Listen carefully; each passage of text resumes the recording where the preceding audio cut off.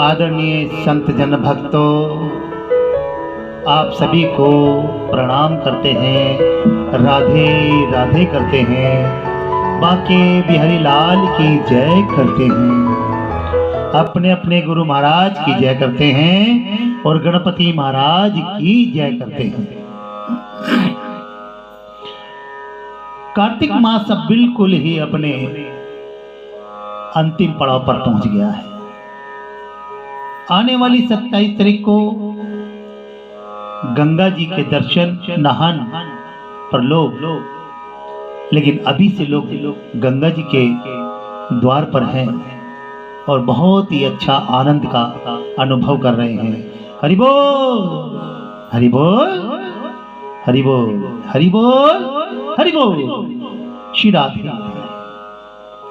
प्रभु कृपा से लिख रहा सुंदर शब्द सजाए, सुंदर शब्द सजाए। क्या बात कही। प्रभु कृपा से लिख रहा सुंदर शब्द सजाए, कार्तिक महात्मा का अगला अध्याय। विष्णु लोक को गए थे सारे, विष्णुदास जी भी, जय अजय विजय भी, और जो भी कार्तिक में कथाएं आई उन सब में जो प्रमाण है वो सब विष्णु लोक को गए। और हम में से भी शायद हमारा नसीब कैसा है कि परमात्मा ईश्वर हमारी कौन सी भक्ति कबूल कर ले और हमें वैकुंठ का वास मिले, प्रभु का श्री चरणों का वास मिले। राजा पृथु ने कहा, हे नारद जी, आपने कलहा ने जिस प्रकार मुक्ति पाई ये सारी कथा हमको सुनाई है, मैंने भली प्रकार सुनी है। हे ऋषिवर प्रवर, ये काम उन दो नदियों के प्रभाव से हुआ था। कृपा करके मुझे यह बताने की कृपा कीजिए। कृष्णा नदी साक्षात भगवान श्री कृष्णचंद्र महाराज का शरीर और वेणी नामक नदी भगवान शंकर का शरीर, इन दोनों नदियों के संगम का महात्म्य में श्री ब्रह्मा जी भी वर्णन नहीं कर सकते। मैं असमर्थ, फिर भी चूंकि आपने पूछा है अतः आपको इनकी उत्पत्ति का वृत्तांत तो सुनाऊंगा। ध्यान से सुनिए। बोलिए राधे राधे। हाथ उठा के बोलिए राधे राधे राधे राधे। हरे कृष्ण मुरारी, श्री बांके बिहारी लाल की जय। चाक्षुषु मनवंतर के आरंभ में, चाक्षुषु मनवंतर के आरंभ में श्री ब्रह्मा जी सहाय पर्वत के शिखर पर यज्ञ करने का निश्चय किया। वह सब देवताओं, भगवान विष्णु और शंकर जी सहित यज्ञ की सामग्री लेकर उस पर्वत के शिखर पर गए। तब महर्षि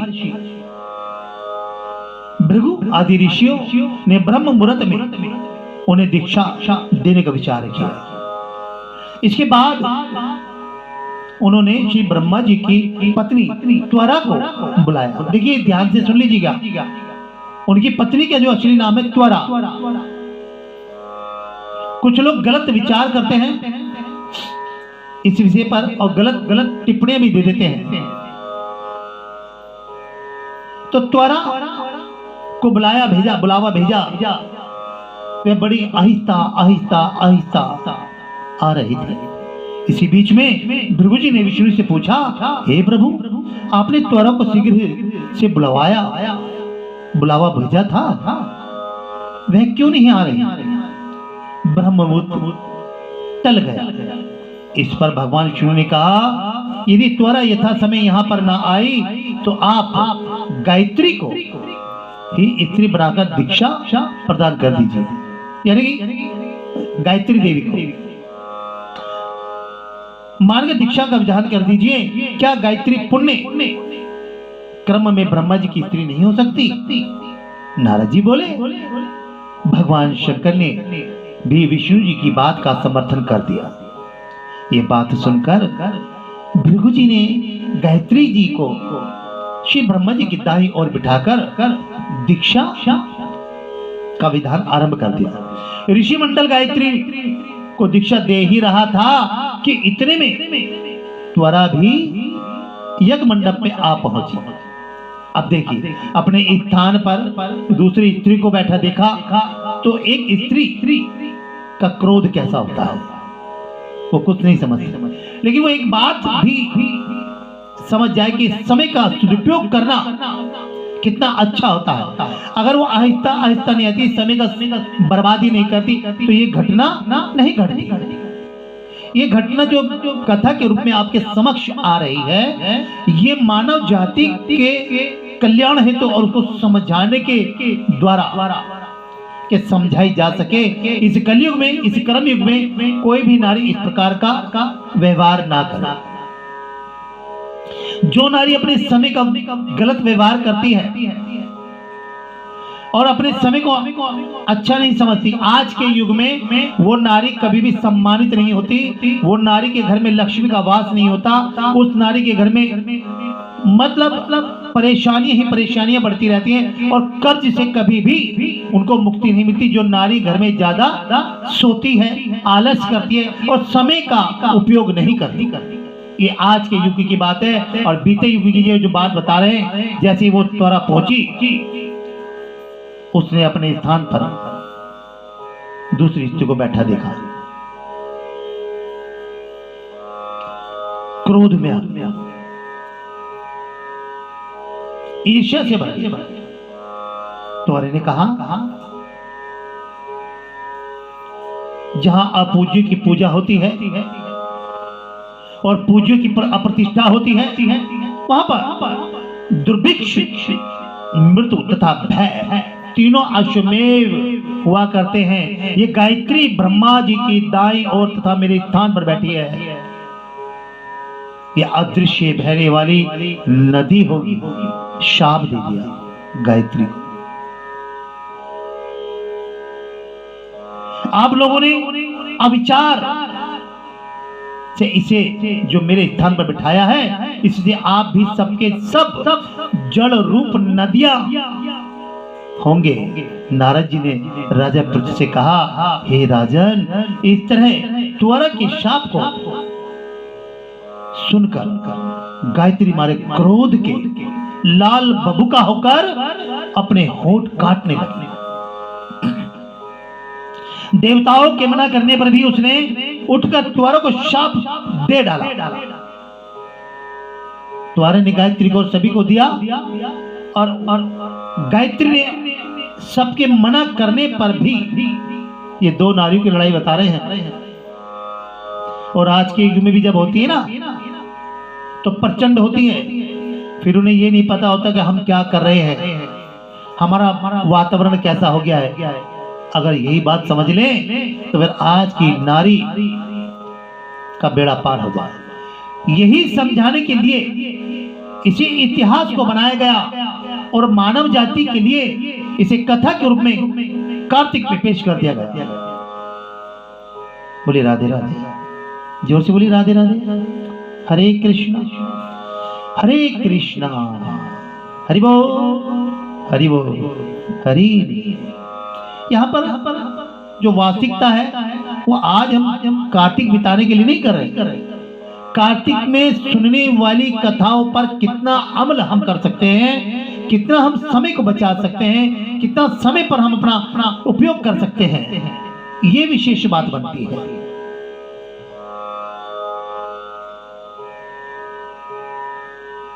अब त्वरों को भी गुस्सा आने लगा, उसने अपने होंठ काटने शुरू कर दिए। गायत्री ने कहा, ब्रह्मा जी जैसे तुम्हारे पति हैं वैसे ही मेरे भी पति हैं। तुमने व्यर्थ ही शाप दे दिया, अतः तुम भी नदी हो जाओ। नारद जी ने कहा, तब तो देवताओं में भी खलबली मच गई होगी। वह त्वरा को दंडवत करके करने लगे, और हे देवी, तुमने जो ब्रह्मा आदि सब देवताओं को शाप दिया है, इससे यदि हम सब जड़ रूपी नदियां हो जाएंगे तो फिर निश्चय ही ये तीनों लोग न बच पाएंगे। अब देखिए इसके नीचे का सार क्या निकल के आएगा। कथा का जो असली पार्ट बनेगा ना वो क्या होगा कि एक गलती कितने काम बिगाड़ देती है। एक गलती, अब क्या गलती निकल के आती है उसको सुनने से पहले क्या कहना है, क्या कहना है? अरे कुछ तो कहते होंगे हम लोग बैठ के, राधे राधे, ये बात यही करना है। अच्छा हम लोग घुमा देते हैं कथाओं में, कथा घूमती नहीं है, कथा नहीं घूमती, कथा तो वही है, लेकिन हमारे जो कथा के भाव हैं समझाने की, जिस प्रकार से एक शरीर को 16 श्रृंगार की आवश्यकता होती है, 16 प्रकार की पूजा की आवश्यकता होती है, उसी प्रकार से कथाओं में भी 16 प्रकार के मोड़ आते हैं। 16 प्रकार के, ये मन अगर 16 प्रकार का मन है तो विचार भी आपके 16 प्रकार के ही अच्छे होने चाहिए। बोली राधे राधे। जब 16 श्रृंगार नारी करती है, हाँ कहाँ की कथा कहाँ ले गए, यही तो मैंने बताया, ये मोड़ है मन के, ये आपको कहाँ कहाँ भटकाएंगे। यही तो हमारा असली उद्देश्य होता है कि आप कथा कहाँ से सुनती है, कहाँ तक याद रखती हैं। तो बोलिए हम कहाँ पर थे, कहाँ पर थे हम लोग? देवताओं में खलबली मच गई, हाँ शाप दे दिया। बोलिए राधे राधे। इसका मतलब ये हुआ कि आप लोगों का कथा में बड़ा अच्छा ध्यान है, प्रेम से बोलिए राधे राधे। अभी विचार करके, अच्छा तुमने इसे वापस ले लो। त्वर ने कहा हे देवतागण, आपने यज्ञ के आरंभ में, देखिए मैं बता रहा था एक छोटी सी गलती कितनी बड़ी गलतियों को पैदा कर दी। और कहा है सभी देवताओं ने, जब गणपति के शीश को लगाया जा रहा था, मां गौरा ने और सभी देव ने कहा था कि गणपति को जो नहीं मानेगा अपने कार्यों में, उसके काम में खलबली मच जाएगी, चाहे बड़े से बड़ा विद्वान ही क्यों ना हो, चाहे देवता ही क्यों ना हो। तो ने कहा देवता गण, आपने यज्ञ के आरंभ में गणेश पूजन नहीं किया, तभी तो प्रथम कोई भी कार्य होता है, वक्रतुंड महाकाय सूर्यकोटि समप्रभा निर्विघ्न कुरु मे देव सर्वकार्येषु सर्वदा। क्यों कहते हैं, क्यों पढ़ते हैं, क्यों अपने दरवाजे पर गणेश जी को लगाते हैं, क्यों अपने घर में सबसे पहले गणपति का पूजन करते हैं? यही कारण है। वो सभी विघ्नों के ऊपर, सब विघ्नों को दूर करने वाले, तुमने गणेश का पूजन नहीं किया, ये विघ्न उपस्थित हुआ इसी कारण से। मेरा ये शाप कभी खाली नहीं जा सकता, इसलिए आप सब अपने अंगों से जड़ीभूत होकर अश्वमेव नदियां बनोगे। हम दोनों सोते भी अपने अपने अंशों से पश्चिम में बहने वाली नदियां बने। नारद जी ने राजा पृथु से कहा, त्वरा के वचन सुनकर सभी देवता हरि बोल, हरि बोलो, हाँ राधे राधे, राधे राधे, राधे राधे। विष्णु शंकर आदि अपने अपने संसों से नदियां बन गए। भगवान विष्णु के अंश से, सुनने वाली बात है, भगवान विष्णु के अंश से श्री कृष्ण, भगवान शंकर के अंश से वेणी तथा ब्रह्म जी के अंश से ककुदमती नाम वाली नदियां बनी। विष्णु के अंश से कृष्णा और भगवान शंकर के अंश से वेणी और ब्रह्मा जी के अंश से ककुदमती नाम वाली नदियां बनी। ये उत्पन्न हो, सभी देवताओं ने अपने अंशों को जड़ बनाकर रूप में बहने वाली नदियां हो गए, और देवताओं के अंश से हजारों की संख्या में पश्चिम वाहिनी नदियां उत्पन्न हुई। नदियां ये सारी उत्पन्न हो, गायत्री और द्वारा दोनों पश्चिम वाहिनी नदियां होकर एक साथ बहने लगी, और उन दोनों का नाम मिलकर क्या बना? सावित्री। उसका नाम सावित्री पड़ गया। गायत्री अत्वरा सावित्री प्रज्ञा। कुछ लोगों का मत दूर कर देना कि वो 2 हैं, 3 नहीं। ब्रह्मा जी ने यज्ञ स्थल पर भगवान विष्णु और शंकर जी की स्थापना की। दोनों देवता महाबल तथा अतिबल के नाम से विख्यात हैं। हे राजन, कृष्णा और वेणी नदी की उत्पत्ति का ये वर्णन जो मनुष्य सुनेगा उसे नदियों के दर्शन और स्नान का फल प्राप्त होगा। बोले राधे राधे। हरे कृष्णा हरे कृष्णा हरे कृष्णा। कार्तिक की कथाएं हैं, मन को बड़ा ही पावन कर देती हैं और बड़ा ही आनंद दिलाती हैं। एक एक कथा में बड़ा लाभ है।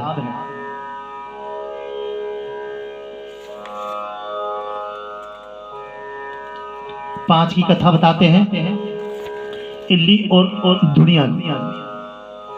बोले राधे राधे। इल्ली और दुनिया की कथा है और बड़े ही सुनते हैं लोग। एक इल्ली थी, एक दुनिया था। इल्ली बोली आ दुनिया, दोनों कार्तिक नहाए। दुनिया बोला तू तो गिरी दुहार में पड़ी रहे,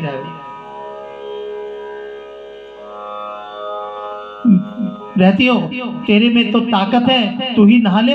मैं तो मोट बाजरे में पड़ा रहता हूँ, मैं तो मोट बाजरे में पड़ा रहता हूँ, मैं तो नहीं जाऊँ नहाऊं। मैं तो हरा भरा छिट्टा खाऊंगा, ठंडा ठंडा पानी पीऊंगा। फिर इल्ली तो रोजाना राजी हो गई और पल्ले लग कर वहां नहाती और दुनिया नहीं आता जाता। कार्तिक उतरते ही पूर्णिमा को दोनों मर गए। इल्ली कार्तिक नहाई थी, इसलिए उसने राजा के घर जन्म ले लिया, राजकुमारी बनी। दुनिया राजा के घर का मेंढक बन गया। राजकुमारी को ब्याह गया, ब्याह रचाया गया और जब विदा का समय आया तब राजकुमारी का बैल रुक गया। तो राजा ने रानी से पूछा कि बैल क्यों रुका, तेरे को क्या चाहिए, मांग ले। तब राजकुमारी बोली कि मेरे को मेंढक सोने की सांकल में बांध कर रथ के पीछे बांध दो। सबने कहा राजकुमारी मेंढक का क्यों मांग रही, क्यों मांगा है, ये क्या करेंगे? तेरे को कुछ ना धन चाहिए और ना ही कुछ और मांगा। ठीक है, धन वरन नहीं चाहिए तो ले ले। लेकिन उसने कहा कि मेरे को तो मेंढक ही चाहिए। उसने रथ के पीछे मेंढक बांध दिया। जैसे ही राजकुमारी महल में पहुंची तो मेंढक को सीढ़ी के नीचे बांध दिया। तब जब भी राजकुमारी सीढ़ियों से उतरती चढ़ती तो मेंढक कहता, ए चटको मटको श्याम सुंदरी, थोड़ा पानी पिला। मैं कहती थी कि तू कार्तिक नहा। एक दिन राजकुमारी की देवरानी जेठानी ने सुन लिया और सोचा कि राजा कोई रानी नहीं लाया, ये तो जादूगर नहीं ले आया,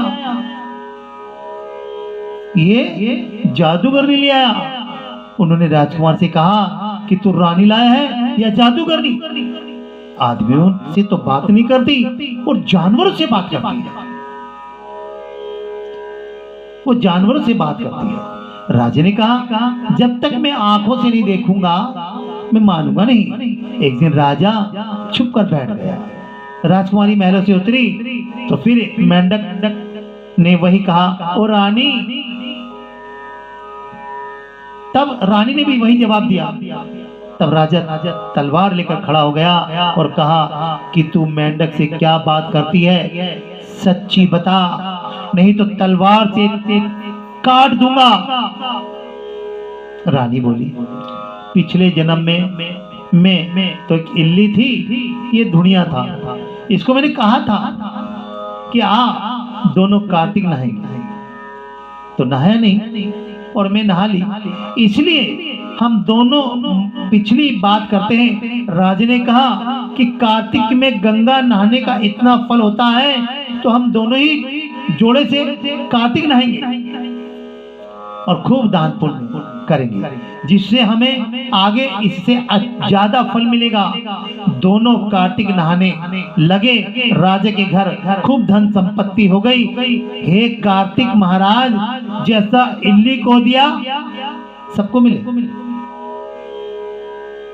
इल्ली को दिया सबको मिले, जैसा धुड़िया को दिया सबने गर्दन हिला दी। क्यों? तुम्हें नहीं चाहिए, इल्ली वाला चाहिए तो गंगा नहाना पड़ेगा। और गंगा कब नहाना पड़ेगा? कार्तिक में।